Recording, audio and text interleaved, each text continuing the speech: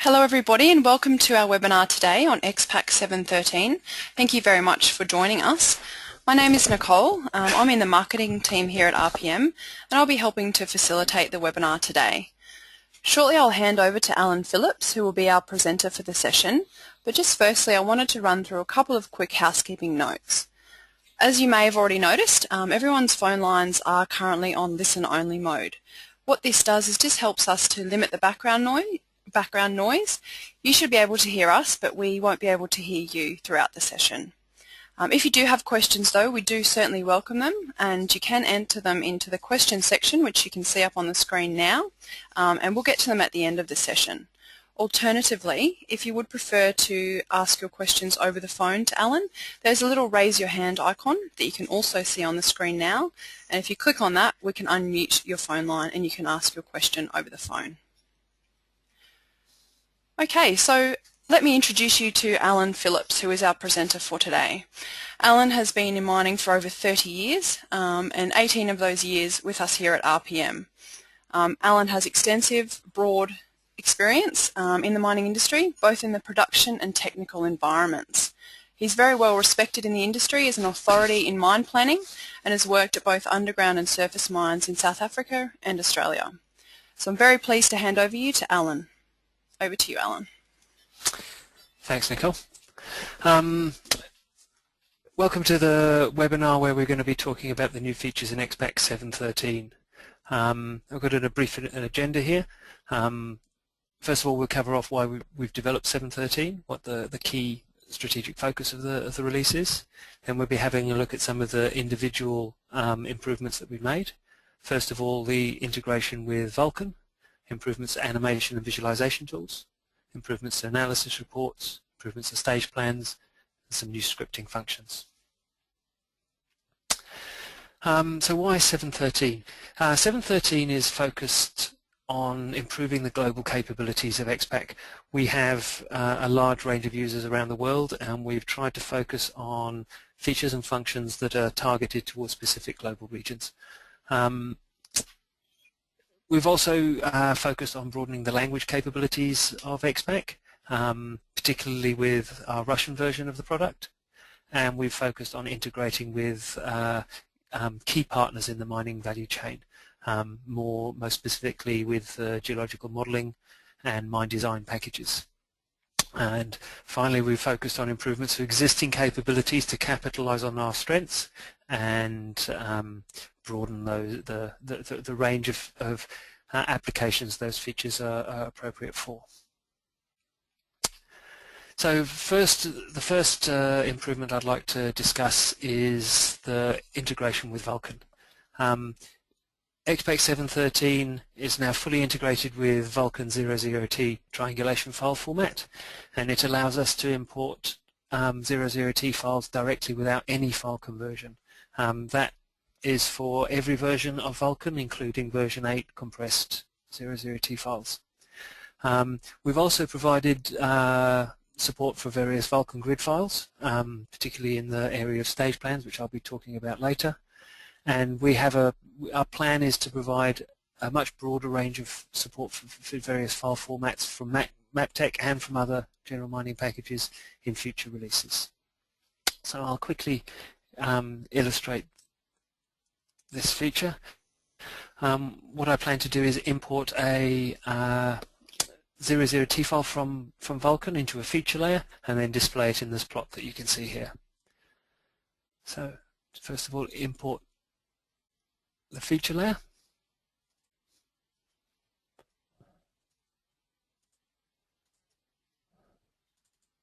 Here is the feature the 00T file I intend to import.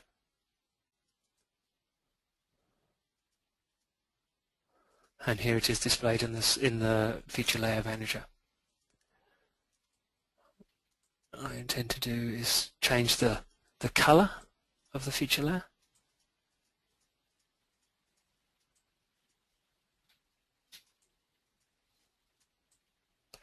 And I'll also change its transparency. Now if I return to the plot, I want to display this feature layer in the plot.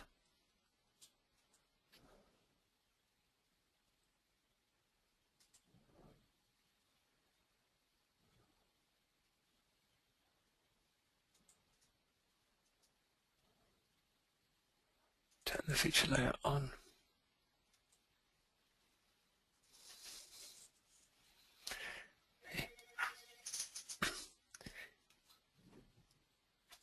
Here we have the feature layer imported into XPAC directly from the 00T file.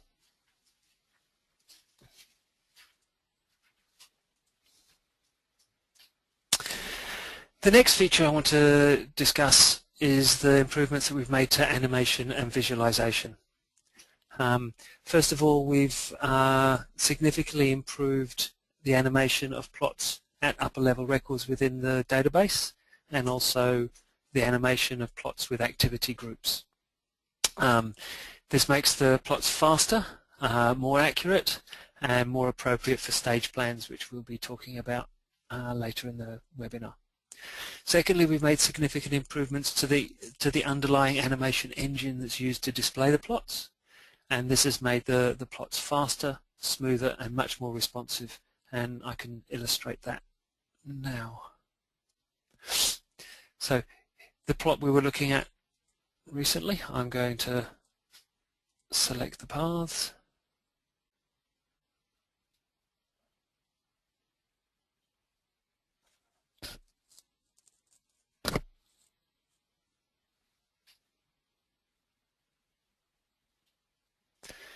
So now we can start the animation playing, and we can see the mine animating.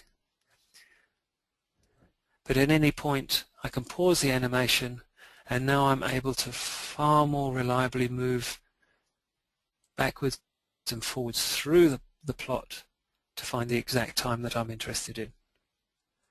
I can also use the mouse wheel to slowly scroll through the schedule and watch the animation progress that way, moving forwards and backwards. So it's provided me with a much finer control to step through and backtrack through the animation. Now, if we have a quick look at the properties of the plot, we're currently scheduling 6 different activities here. And in essence, it is rendering all 6 activities in the plot. And so we're only seeing the record disappear when the last of those activities is mined. Another alternative that we've now introduced is the use of activity groups to merge the activities into a single polygon. So if I go to the schedule setup tree,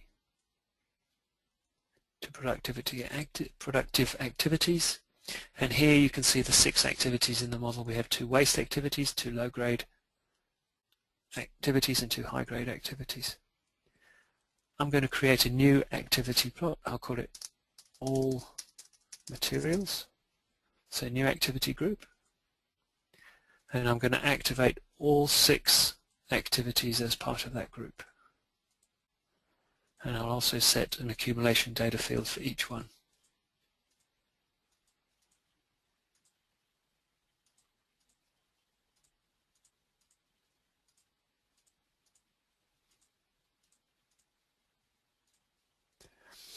Now once I've done this, in my plot,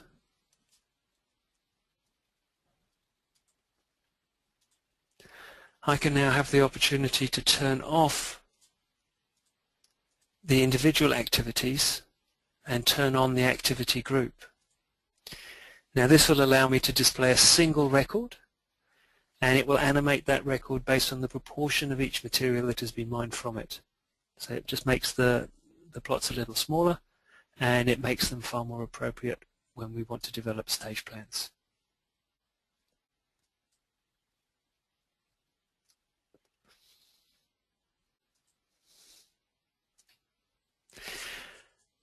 The next feature I want to illustrate to you is the improvements we've made to analysis reports.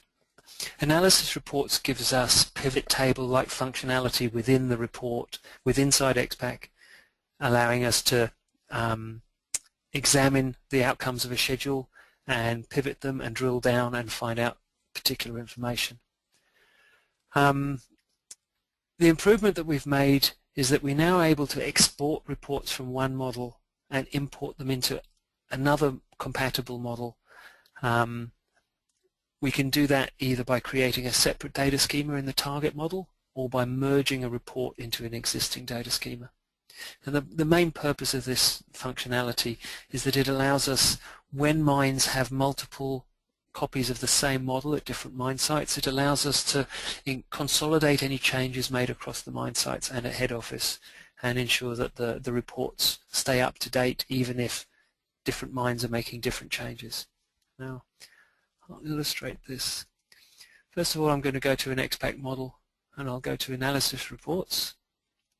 This particular model has a report that shows waste data, and I'll open this model so that you can see what's inside the report.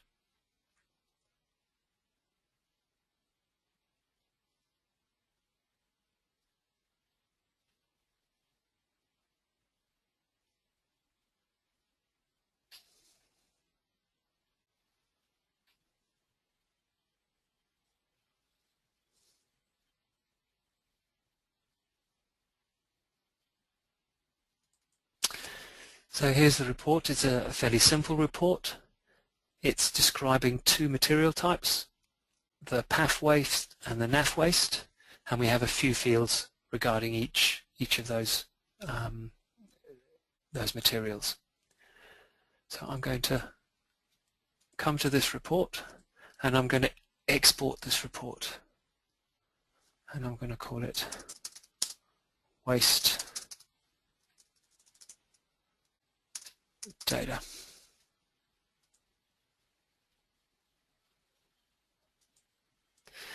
Now I'm going to come to a different XPAC model. I'll close.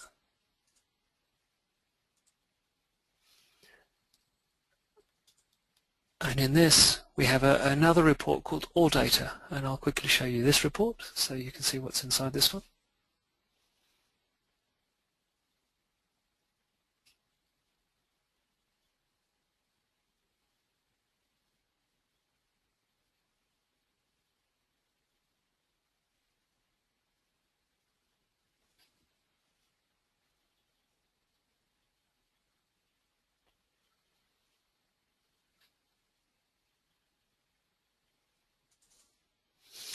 This report is fairly similar to the waste report that I showed you, but as we can see, it's got fields relating to the ore within the model. So I have low-grade sulfide, high-grade sulfide, low-grade oxide, and high-grade oxide.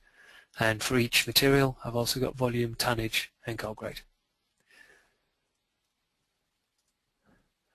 So in the analysis reports now, I'm going to import a report, and I'm going to call it the waste data report that I've just generated. And I have a choice of where I want to place that report, whether I want to place it in a new schema or an existing schema, and I'm going to put it in the existing schema so that we merge the two reports together. Now, after that import, we've got the one schema and the two reports in it, and I'll quickly open the original report.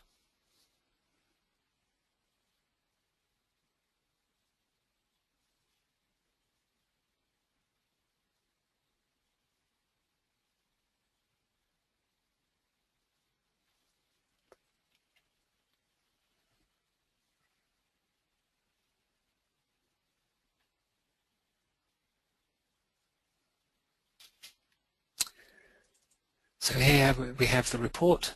As you can see, it's the same report that we looked at previously with the four ore materials. But in addition to those four materials, we've also got measures for the materials from the report we've just imported. And I can very easily come and select those additional fields. And now we've got a merged report that's showing information about the waste, the ore and the waste in one single report, avoiding the need to have to manually recreate those changes across all the versions of the report.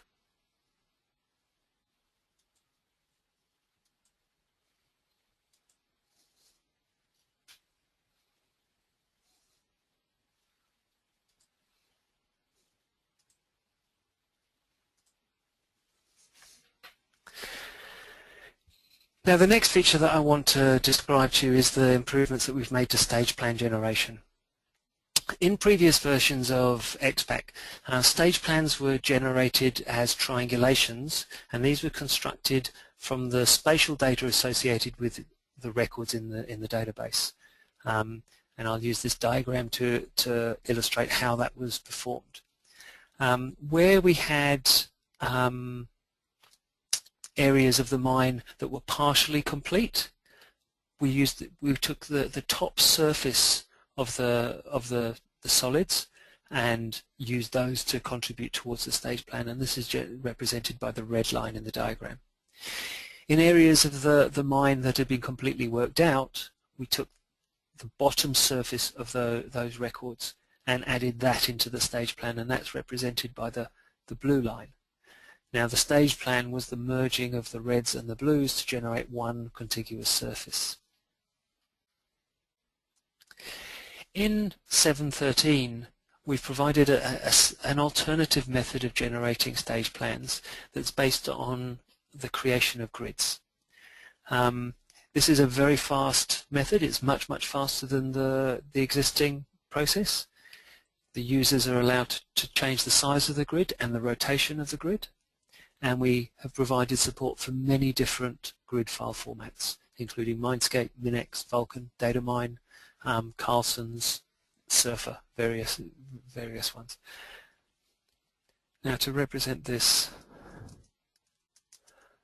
I'm going to open a new XPAC model.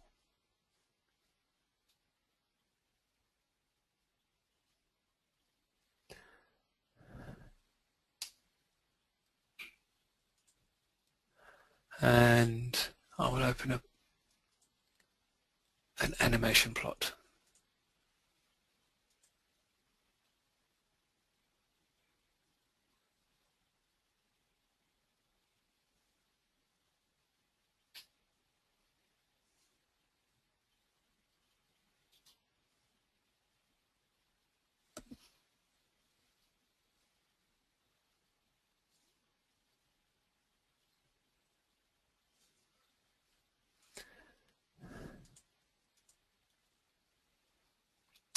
So here we have an animation of a steeply dipping coal mine in Southeast Asia, and I'm going to advance the animation through the schedule a little bit to a point, and we can generate a stage plan at this point in the schedule.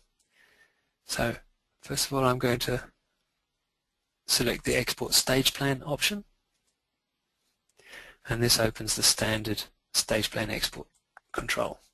This allows me to export a stage plan at the current point in the schedule, as we can see on the screen, or at any points during the schedule, and I can pick multiple points at the end of every period. I can export the stage plan either into a feature layer, or I can export it as a file, and I'm going to call that file face position. And I'm going to choose to export it as a grid, and these are the file formats available to me.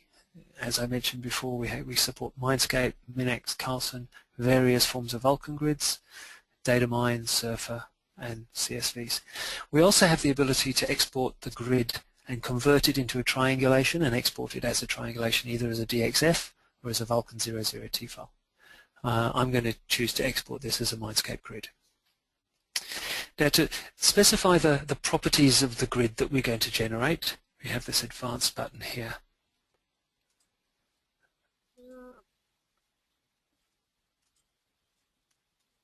And the advanced button displays on the screen where the grid will sit. We can see we have the origin coordinates here, and that's marked by this red cross, and the extents of the grid are shown. I'm going to change the cell size, so I've got a cell size of 5 meters per grid point, and that automatically adjusts the count so that I fill the extents. We can actually have a look at the grid points, and we can see where the points are going to be generated. I have the option of choosing to rotate the grid if I wish, and we have got an option that will identify the best fit for the grid file. So I'm going to go ahead and generate that that stage plan now. Now it's been generated. I'm going to load that back in as a feature layer so I can show you what it's generated. So I'll import a feature layer.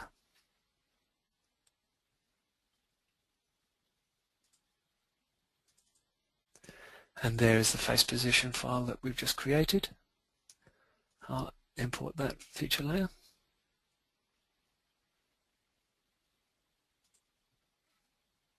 And here it is.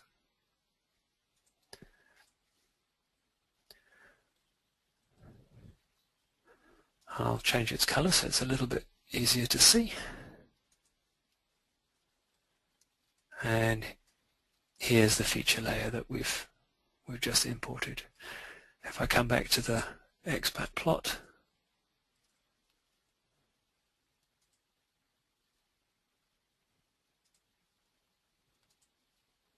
I can turn that feature layer on.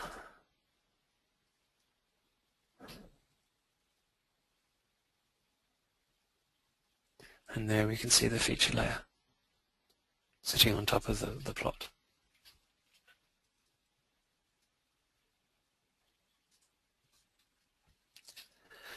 Now, the next set of improvements in 7.13 I want to talk about are the new scripting functions. We've provided a range of new scripting capabilities within 7.13, the majority of which are used to manipulate the 3D solids associated with each record.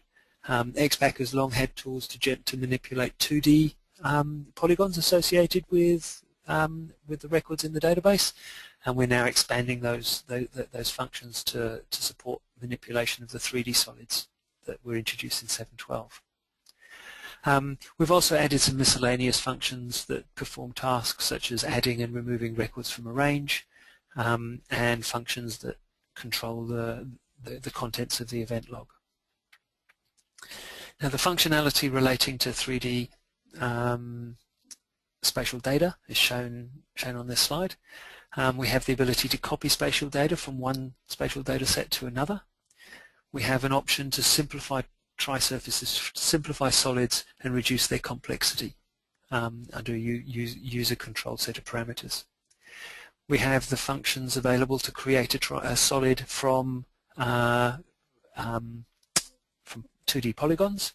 We can either generate them from an extruded set of 2D polygons, or we can use the 2D polygons as a set of facets to build up a solid, or we can specify a top and a bottom surface and have a solid generated automatically from it. In addition to some of the functionality that we've already got to identify the centroid coordinates of a solid and the volume of a solid, we can also now test whether a point is inside the solid or not. We can get the bounds of the solid, that's the extents, so the minimum, max, x, y, and z coordinates of the solid. We can identify how many solids are associated with each record. We can cut a solid and create a polygonal planar section through that solid at any particular elevation. We can create a plan view of that of any solid. We call it the silhouette.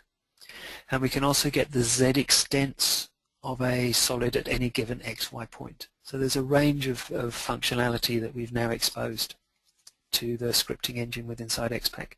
It's hard to illustrate these in practice. They're normally wrapped up inside complex scripts. So I have provided an example of one of them at work. The top image that we can see here shows a triangulated set of solids generated from some grid files. You can see it's a the data is very dense in this model. There's 24 million triangles in the scene. Now, in the lower image, we've got the same set of polygons after the simplification algorithm has been applied. We've applied this with a restriction that we cannot remove a point if it adjusts the data by more than 0.1 of a meter. So we've got a very a very small restriction on what can change, so the image that we're generating is very, very similar to the original, but the resultant image only has 2 million triangles in the image. So we've reduced a scene from 24 million triangles down to 2 million triangles with negligible change to the shape or the volume of the solids. And obviously that has a significant impact on the performance of the model when we're animating and viewing the solids. Lastly, just to wrap up, there's a few miscellaneous changes that I'll quickly mention. With the advent of XPAC support for 3D solids, we've provided the ability to load much richer, larger data sets into the model, and to display these obviously requires greater memory. So we've done quite a lot of work under the hood to reduce the memory consumption of XPAC and improve the way it handles memory, both during the scheduling process and in the 3D graphics process. We've also made a number of improvements to the Russian version of XPAC. So for our Russian users, XPAC now supports the transition between English and Russian versions far more smoothly, and a lot of the issues in terms of support for Russian characters in field codes and that sort of thing have been addressed. And finally, because we are able now to import very large data sets, we've improved the reporting of memory usage so that we're able to warn the user if the amount of memory that XPAC is using is becoming critical and reaching the limit that Windows imposes. So that's sort of very, very briefly the key features in XPAC 7.13. There's a number of many small changes in addition to these, but these are the most significant. Just to wrap up, XPAC 7.13 was launched at the Coltrans Asia conference in Indonesia 2 weeks ago. It was distributed to maintain clients last week and should be available for download immediately. We will be providing a feedback survey at the end of the webinar, and would really appreciate your comments on that feedback survey. But for now, I'm going to hand back to Nicole for any questions. Thank you, Alan. We have had a couple of questions that have come throughout the session, so I'll start with those. But as you can see up on the screen now, just a reminder that if you do have questions, you can either enter them into the questions section, or you can use the raise your hand icon and we can unmute your phone lines. So the first question, Alan, was, can the new grid-based stage plans be used to set up the schedules pre-schedule? Yes, they can. The automated pre-schedule feature allows us to take any surface and cut the model with that surface and automatically establish a pre-schedule based on it. So that will remove any material above the surface in the reserve section of the database and below the surface in the dump section of the database. And by automatically setting up the pre-schedule, that provides us with the starting point for the remaining scheduling periods. It doesn't matter whether it's a triangulation or a grid, XPAC will automatically use that surface. Okay, and do the new scripting functions help import 3D solids from Mindscape? They can do. Mindscape doesn't generate 3D solids natively, but we have had the ability to import solids from Mindscape by generating a dump file in Mindscape and then importing and converting that into a DXF.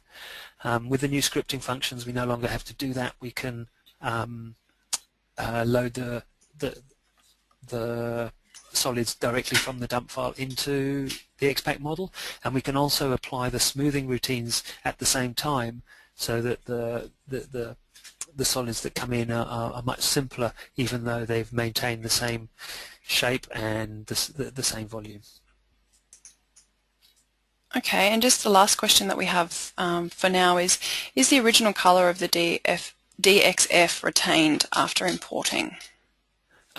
Yes, when we import feature layers, if the color information is stored within the file, we will honor it. So I think you saw when I imported the 00T file that had a red color allocated, and we preserved that color, and the same with the DXF. If the elements within the DXF file have a color attribute, we do honor that. Okay. And how well does the new version of XPAC integrate with Exact and previous versions of XPAC? The new version is fully integrated with previous versions of XPAC. So you can take a 7.12 model and you can open it in 7.13.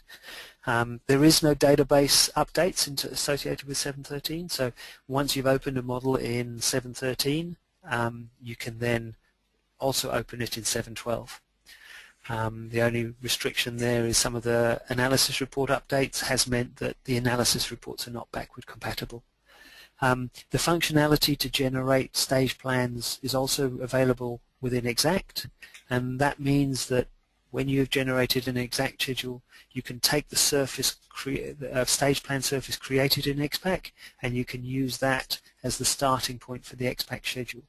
So it means that there's a very smooth transition moving from the short-term schedule that you've generated in Exact through to the longer-term schedule generated by XPAC. So we are improving all the time the integration between those two products.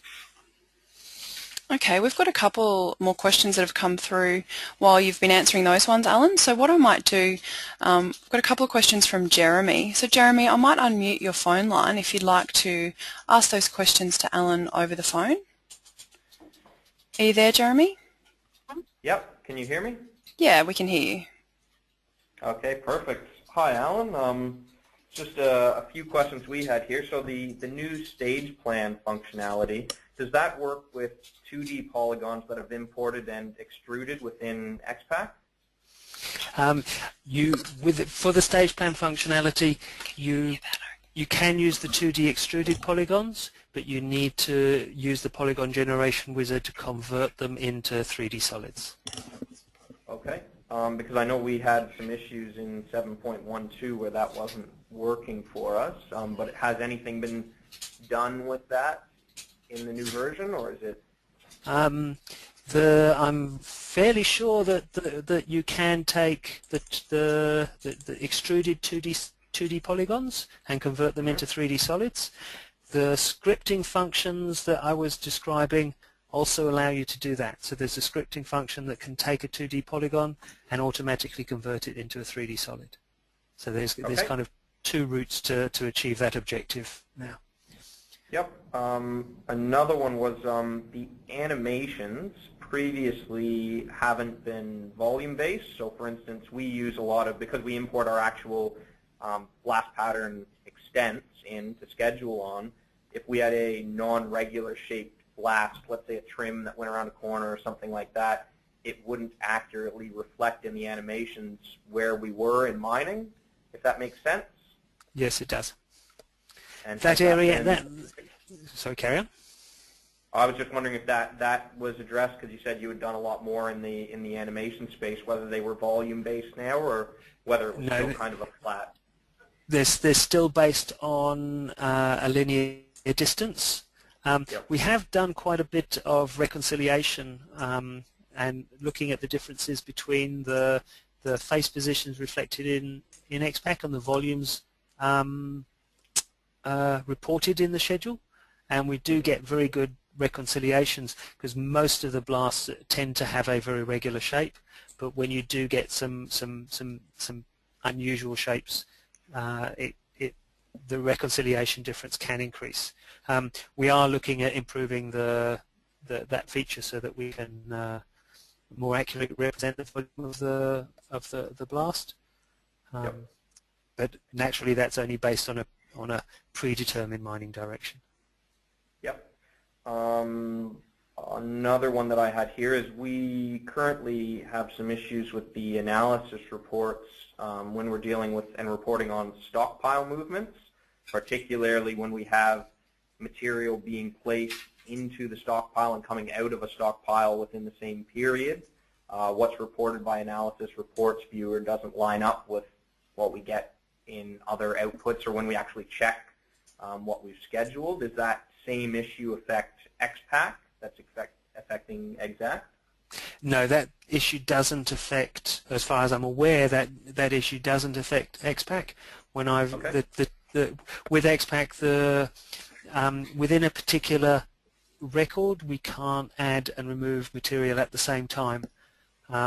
Within a stockpile we can, but not within an individual record. But I will follow up, Jeremy, and discuss that issue, that exact issue with you, and see if we can track that down and make an improvement to it. Cool. Did you guys have, I have a few other people in the room, other planners. Do any of you guys have any specific questions? I have one. We're currently experiencing issue with the model size. As it grows bigger, it tends to crash. So I was wondering if there's any improvement on some sort of alert, telling you that, or like you've already mentioned, there's something there. I didn't quite catch the first part of the question. It was a bit muffled. What I can say is that we've now introduced memory monitoring, as I mentioned before. We monitor the amount of memory that XPAC's using, so at least it warns you if it's approaching the limit afforded by Windows for a 32-bit application. We've also improved a number of areas, the memory management and the usage of memory in 3D graphics and in the scheduling space. So there are certainly improvements in 7.13 that improve the usage of memory. As I said, I didn't quite catch the start of the question, so I don't know if that's addressing what you asked. Yeah, it's bit around memory, so you've covered most of it. Cool. Okay. Was there any other questions from your group, Jeremy? No, I think that's it. Okay, excellent. Thank you, guys. Thank you. We do have some more questions, so if everyone's happy to stay on the line, and Alan, you're happy to keep going, we might keep running through them. Of course, if you need to leave the session, you're more than welcome to, and we do thank you for coming along today.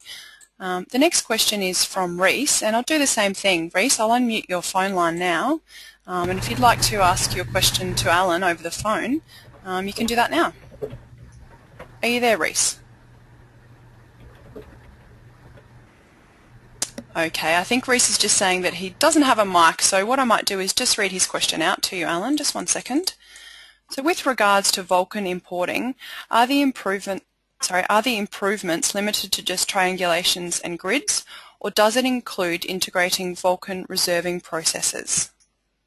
At the moment, the improvements are only restricted to triangulations and grid files, but we do now have available the entire VULCAN file import API, and our plans are to increase the amount of information we can directly transfer into XPAC and our other products over the coming releases.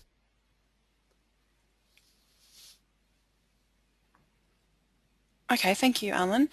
That about wraps up the questions for now, I think. I do hope we haven't missed any. Of course, if you do have some questions that you think of after the session, please do contact us. We'll just put our email address up on the screen now. It's just info@rpmglobal.com. Just as well to reiterate what Alan said earlier in terms of XPAC 7.13 has now been made available to all clients and should have been shipped out to your license holders. So if you know who that person is, please contact them if you haven't received a copy yet. Otherwise, you can contact our support team as well, and we'll be able to point you in the right direction. I think that is all the questions, so thank you again, Alan, for your presentation, and thank you everyone for coming along. We do hope that you found the session valuable, and we would appreciate your feedback after the session as well. A feedback survey should pop up when we finish the session. Thank you again, and enjoy the rest of your days. Thank you.